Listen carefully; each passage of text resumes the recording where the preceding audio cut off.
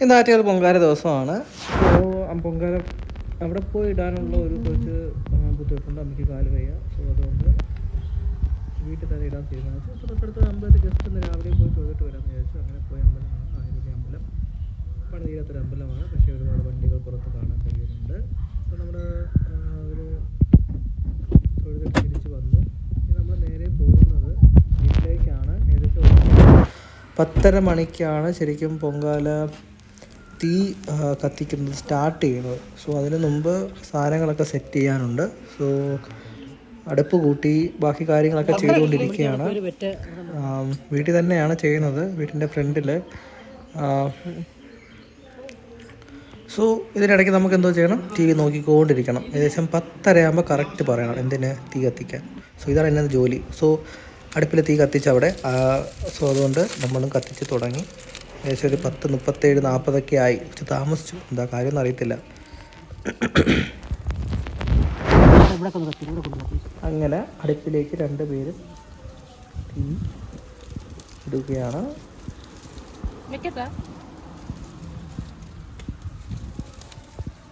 ഐതിഹ്യത്തിനപ്പുറം ആറ്റുകാൽ പൊങ്കാലയുടെ ഒരു പ്രാധാന്യം എന്ന് പറയുന്ന ഒരു എന്താ പറയുക, അതൊരു വിശ്വാസമൊന്നോ ഒന്നുമല്ല. ഒരു തവണ ഇട്ട് നോക്കുമ്പോൾ അവർക്ക് മനസ്സിലാവും. വീട്ടിൻ്റെ ഫ്രണ്ടിൽ തന്നെയാണ് ചെയ്തത്. അടുപ്പിട്ട് ചൂട്ടും കൊതുമ്പൊക്കെ വെച്ച് ഇട്ടുകൊണ്ടിരിക്കുന്നു. പിന്നെ പഴയ ആചാരങ്ങൾ ഈ ഇലയിൽ അരി വാരി 3 തവണ ഒഴിഞ്ഞാണ് പൊങ്കാല അടുപ്പിലേക്ക് ഇടുന്നത്. അങ്ങനെ 3 തവണ ചെയ്യും.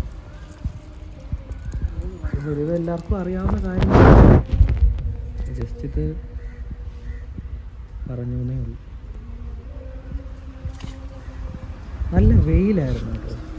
ശരിക്കും ആലോചിക്കുകയും ചെയ്തു, തിരുവനന്തപുരത്തൊക്കെ പോയി ഈ ഭയങ്കര വെയിലത്തൊക്കെ ഈ പൊങ്കാല ഇടുന്നവരൊക്കെ ശരിക്കും പറഞ്ഞാൽ ഒരു ഷെൽട്ടർ കണക്ക് സാധനം, അല്ലെങ്കിൽ അവർക്കൊരു മൈതാനത്ത് കുറച്ച് സൗകര്യങ്ങളൊക്കെ ഒരുക്കിയിരുന്നെങ്കിൽ നല്ലതായിരുന്നു. തിരുവനന്തപുരത്ത് അത് ചെയ്യാവുന്നേ ഉള്ളൂ, എല്ലാവരും കൊണ്ടൊന്ന് ശ്രമിച്ചു കഴിഞ്ഞാൽ.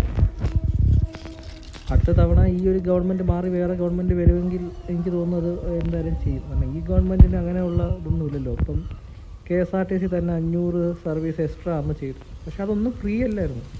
ശരിക്കും പറഞ്ഞാൽ ഇതൊരു ടൂറിസത്തിൻ്റെ ഭാഗമല്ലേ, ഇതും ഒരു ബിസിനസ്സാണ് ശരിക്കും പറഞ്ഞാൽ ഗവൺമെൻറ് ചെയ്യാൻ പറ്റുന്നത്. എന്ന് വെച്ച് കഴിഞ്ഞാൽ കുറച്ചുകൂടെ ഫ്രീ ആയിട്ട് സർവീസ് കൊടുത്താൽ കുറേ കൂടെ ആൾക്കാർ വരുന്തോറും അവിടെ മണി സർക്കുലേറ്റ് ചെയ്യണം. അവർ കുടിക്കുന്ന വെള്ളമായാലും അവർ ഉപയോഗിക്കുന്ന ശർക്കര ആയാലും അല്ലെങ്കിൽ അവർ ട്രാവൽ ചെയ്യുന്നതായാലും എല്ലാം അറ്റ് ദ എൻഡ് ഒരു ആ വരുന്ന വരുമാനമൊക്കെ ഗവൺമെൻറ്റിന് എത്തുന്നതാണ്.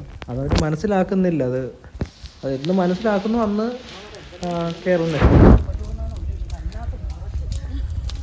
സോ ഒടുവിൽ നല്ലതുപോലെ ഇങ്ങനെ തിളച്ച് അതിൻ്റെ ചുറ്റിനും ഇങ്ങനെ തൂകി വീഴണം. അതാണ് അതിൻ്റെ ഒരു കണക്ക് പറയുന്നവർ. സോ സമയത്ത് നമ്മൾ തൊഴിൽ നിന്ന് അതിങ്ങനെ തൂക്കി പുറത്തോട്ട് വീഴാൻ വേണ്ടി കാത്തിരിക്കുകയാണ്.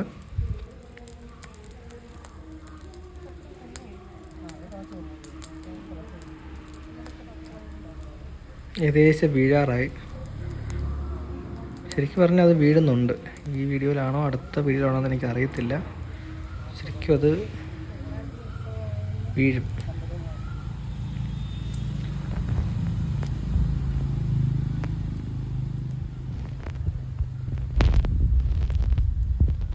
നമ്മൾ കാണുന്ന ശർക്കര പായസത്തിൻ്റെതാണ്. കണ്ടോ, കുറച്ച് വീണ് തുടങ്ങി.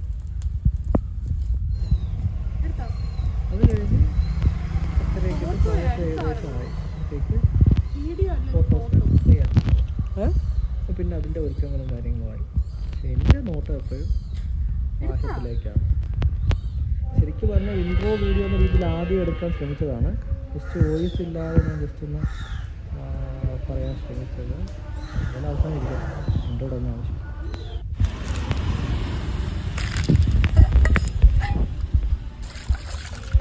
ഇതിനകത്ത് അവസാനമായിട്ട് കുറച്ച് മുന്തിരിങ്ങയൊക്കെ ഇടുന്ന ഒരു ക്രിയയാണ്. ചക്കര പായസമാണ് നല്ലപോലെ തിളച്ച് വന്നു. ഇനി അത് കുറച്ച് മുന്തിരിയും തേങ്ങയൊക്കെ ഇട്ട് ഗ്ലാസ് സെറ്റാണ്. സോ എല്ലാവർക്കും